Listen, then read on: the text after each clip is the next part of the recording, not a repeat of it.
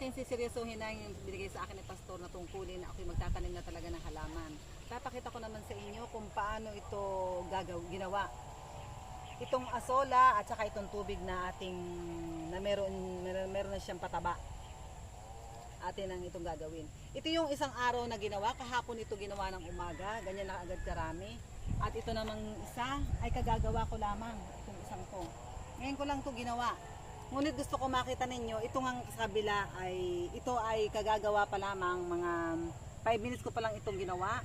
At gusto ko ipakita sa inyo kung paano talaga yung step by step. Ito nga yung kahapon ay napakarami ng asola. Tingnan nyo naman. Talagang punong-puno na siya. Napakabilis lang na mapakabilis lamang magparami. At ito nga yung ngayon pa lamang.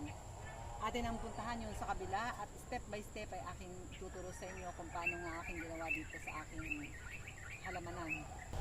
Tayo ay maghuhukay muna ng medyo malalim ng konti. Ipapantayin lang ba ang lupa? Aking dililigan muna ito para hindi ganong malikabok.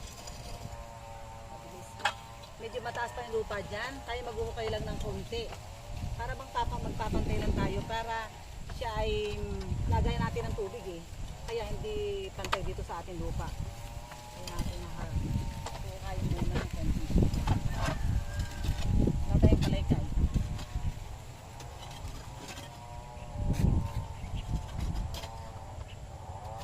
Tatanghalian tapat itong ating tataniman na to.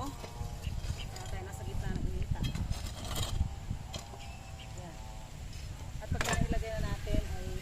Ilalagay itong plastic, doble itong ating plastic. Hindi, ito yung talagang buong plastic to, hindi lang doble, kundi buo siya. At binili lang natin to ng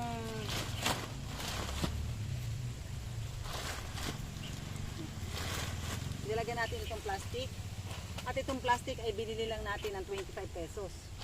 Huwag tayo manghihinayang dahil ito ilalagyan natin ng tubig para yung ating halaman ay lagi siyang malusog at lagi siyang may tubig. Medyo siya malalim para medyo lagay ng tubig natin.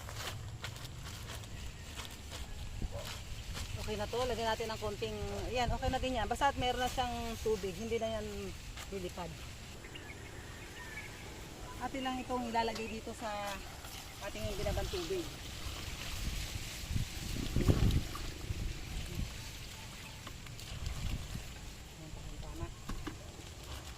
Tapos mamaya.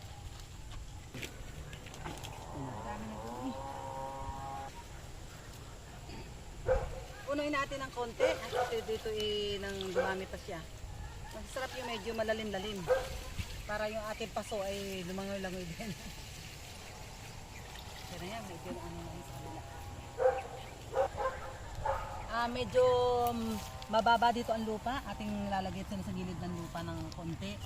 At baka umawas siya kapag ito ay ano. Medyo mababa dito ang pagkakahukay ko kanina. Nahukayan ko siya agad kanina. Nahukayan ko agad dyan kanina.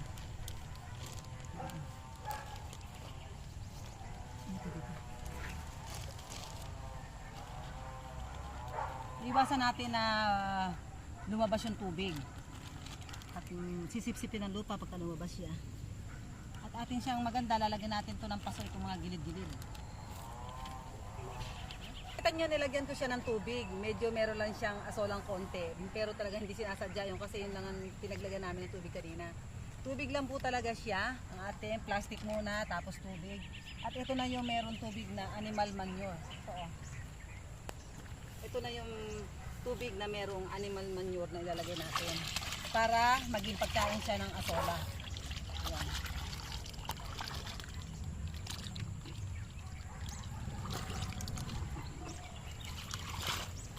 Ating inilagay itong tubig pagkatapos itong may animal manure na tubig.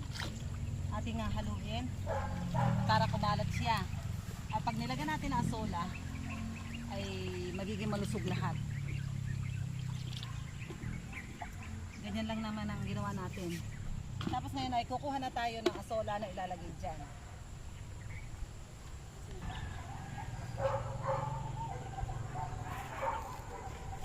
Dito tayo sa dati natin tinaminan ng upo at dito tayo kukuha ng asola. Medyo mababaw na ito dahil puno na siya ng asola. Kukuha lang tayo ng pantanim doon sa ating ginawang ano kanina, na pwedeng karamihan ng asola. Ayan.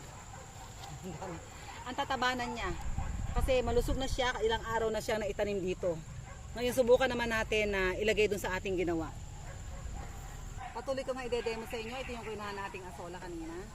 I-demo ko kung paano nga talaga natin ginawa. At ito'y wala pa talaga tong asola at ikakalat natin dyan. Titingnan natin bukas kung gano'n nakarami ito pagdating ng isang araw. Hindi pa siya ganong puno oh.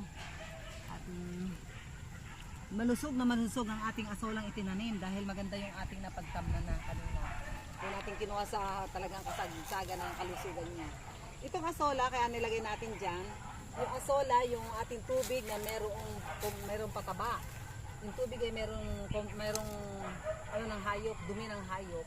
Itong kakainin ng asola. Kaya muli itong pinapaliwanag. Kakainin ng asola itong dumi ng hayop na nasa tubig. At pag kinakainan niya ng asola, lulusog ang asola. Matatakpan lahat yan. At kapag siya natakpan na ng asola, atin naman ipandidilig dito sa ating halaman. Itong ating tatamnan. Ito ang ating tatamnan mamaya ng upuli. Yan. Dito natin ilalagay yan para sa, kasi nga wala tayong tubig. Malusog siya kasi meron siyang tubig. Hindi siya lagi siyang basa yung ating paso na ating tatamnan, ng upo. Kaya maganda itong ating nagawang paraan. Sana ito yung matutunan ng paggawa nito. Kahit makapagpapalusog na kayo ng halaman. Ating bakod. Dito na tayo kukuha ng ating pandilig. Pansamantala ay malusog na rin yan at meron na siyang lilig natin uli ng tubig siya dahil mataba na itong tubig. Maganda na rin yung halaman na ating tatamnan. Ating ilalagay na yung buto, isang buto ng patola. Gagawin natin itong 3. Kapag talaga tumubo siya, ating bawasan na lang ng isa kasi maganda 2 puno lang dito sa isang ano natin. Pagkatapos nating itanim ay lagyan natin ng tubig uli, basain para mabasa yung kanyang buto. Ito ay magiging malusog dahil sa ginawa nating tubig na meron siyang pataba. At nilagyan natin ng asola na pag ito'y lumago, natabunan na siya, ito naman ang ating ididilig sa ating patola. At kapag naidilig na natin yung asola dyan, mabubulok, magiging pataba pa siya. Kaya naituro ko na sa inyo kung paano ang paggawa ko ng tubig na may asola na siyang pataba sa ating halaman. Ganyan lang po ang gagawin natin. Kaya marami pong salamat sa patuloy na pagsubaybay sa mga ka-natural ni Pastor dito. Amen.